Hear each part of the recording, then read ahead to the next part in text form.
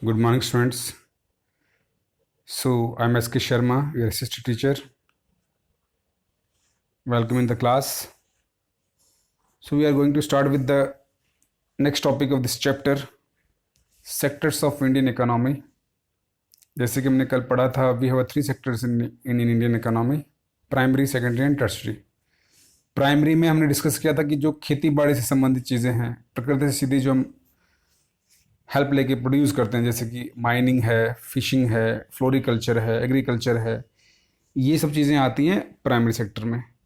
Secondary sector में हम देखते हैं जो हम प्रोड्यूस करते हैं with the help of machine and industries, we can say, जैसे कि रॉ मटेरियल लेके और रेडी मटेरियल कन्वर्ट करके उसको यूज़ करते हैं बाद में, उसको हम कहते हैं सेकेंडरी सेक्टर, और उसको हम कहते हैं मैन्युफैक्चरिंग सेक्टर और इंडस्ट्री सेक्टर भी कहते हैं इसको हम. जैसे कि हम कॉटन लेते हैं, कॉटन से जो रुई ली, हमने किसानों से ली, कॉटन लिया, उससे धागा बनाया, धागा बना के कपड़ा बनाया, कपड़ा बना के उसको शर्ट बना के पहनने लायक बना दिया. तो ये चीज़ें कहाँ से आई हैं? कॉटन आया है प्राइमरी सेक्टर से, और फिर ये यूज़ हो रहा है कंज्यूमर के पास जाके लास्ट में.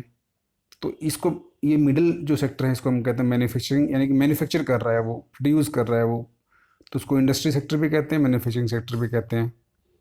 और फाइनल जो हम थर्ड हमने डिस्कस किया था, टर्शरी सेक्टर. टर्शरी में हमने डिस्कस किया था कि ये जो सेक्टर है, इसमें कोई चीज़ प्रोड्यूस नहीं होती है, और ना ही इसमें कोई उत्पादन या इसमें कोई चीज़ वी कैन से प्रकृति से हम लेते हैं. यहाँ पे सब कुछ चीज़ें जो होती हैं सर्विसेज होती हैं, यहाँ पे कुछ चीज़ होती ही नहीं है यहाँ पे. लाइक मैंने आपको डिस्कस किया था कि टीचर्स हैं वो टीचिंग करते हैं, पढ़ाते हैं, डॉक्टर्स हैं वो ट्रीटमेंट करते हैं, आपका सेहत का इलाज करते हैं. उसके अलावा और भी कई चीज़ें हैं, जैसे हम मूवी देखने जाते हैं थिएटर में, तो सर्विस सेक्टर है. हम वहाँ से कोई चीज़ लेके नहीं आते हैं, बस इंजॉय करके आ रहे हैं. सब कुछ सिनेमा हॉल की चीज़ें वहीं की वहीं रहती हैं, चेयर टेबल, उनके जो फर्नीचर है या उनका जो सिनेमा हॉल है, उसमें से हम कुछ भी लेके नहीं आते. हाँ, एक नया आइडिया, नई सोच, नया थिंकिंग हम लेके आते हैं, तो वो सर्विस सेक्टर है. ऐसे ही फाइनेंस है, इंश्योरेंस है, ये सब ये सर्विस सेक्टर में आती हैं सारी चीज़ें. ट्रांसपोर्टेशन है, ये सर्विस सेक्टर में आता है. हम यहाँ से मुंबई गए ट्रेनें बैठ के, तो मुंबई में हम गए यहाँ से, तो हमने कोई चीज़ ली नहीं है, सिर्फ हम यहाँ से गए वहाँ तक, ये सर्विस ली है, सुविधा ली है कि हम यहाँ से बैठे और मुंबई उतरे ट्रेन में. तो ये सब चीज़ें जो होती हैं सर्विस सेक्टर में आती हैं. अब हम बात करते हैं कि ये प्राइमरी, सेकेंडरी, टर्शरी सेक्टर जो हैं, उसमें आपस में लिंक क्या है, आपस में वो किस तरह से जुड़े हुए हैं एक दूसरे से.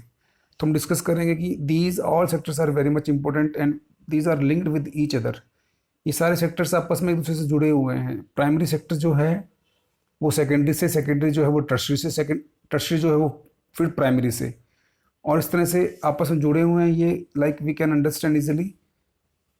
we can't produce anything without the help of the primary sector. Like if I want to start my business with the textile industry, अगर मुझे कपड़ा बनाना है, कोई इंडस्ट्री लगाना, तो मुझे कॉटन पे निर्भर होना पड़ेगा. कॉटन से मेरा धागा बनेगा, धागे से कपड़ा बनेगा, कपड़े से फिर शर्ट और जो ट्राउजर्स बनेंगे.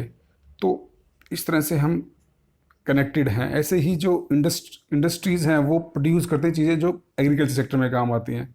आज के दिन खेती बाड़ी जो होती है बड़ी मॉडर्न हो गई है. इसमें ट्रैक्टर्स यूज़ होते हैं, इसमें जो है ट्यूबवेल यूज़ होते हैं, इसमें HY हाई यील्डिंग जो सीड्स हैं, HYV जो सीड्स हैं हाई यील्डिंग वैल्यूज़ के, वो सारे इंडस्ट्रीज़ में पैदा हो रहे हैं. उसके अलावा फर्टिलाइज़र्स हैं, उसके अलावा जो बड़ी बड़ी मशीन्स हैं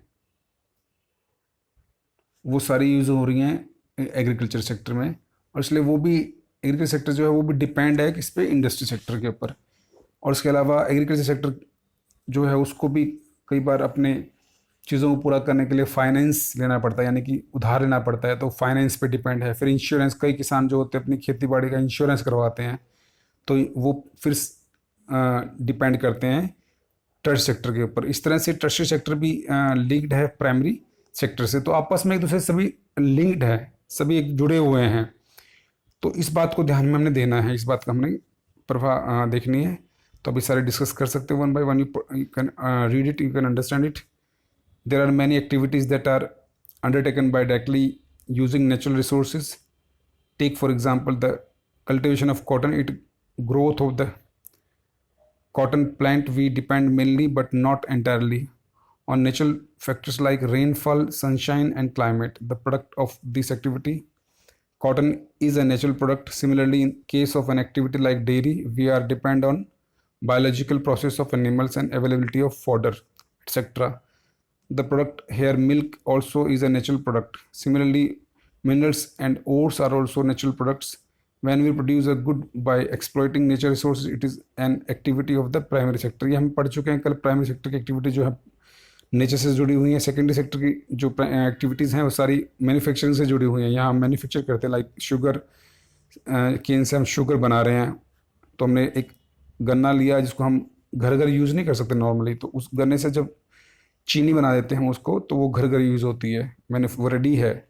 उस पर टर्शियरी सेक्टर में डिस्कस किया था। After primary and secondary there is a third category of activities that falls under tertiary sector and it different from the above two. These are activities that help in development of primary and secondary sector. These activities by themselves do not produce a good, but they are an aid or a support for the production process. For example, goods that are produced in the primary and secondary sectors would need to be transported by trucks or trains and then sold in wholesale and retail shops. At times, it may be necessary to store these in godowns. We also may need to take to other over telephone or send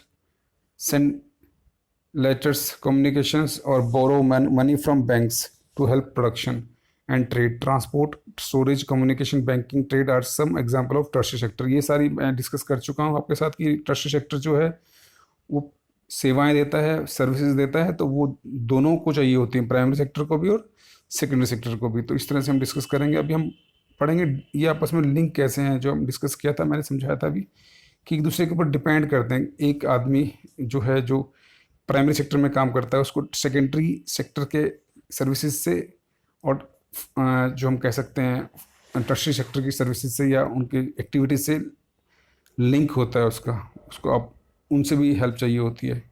तो सारी एक time ये जो table दिया है उसको आप पढ़ लें, एक बार देख लें, समझने का प्रयास करें। Then we have to start with the next topic. This is comparing the three sectors. Compare करेंगे हम थ्री सेक्टर्स को। अभी के लिए इतना ही काफ़ी है। God bless you, have a nice day. Thank you.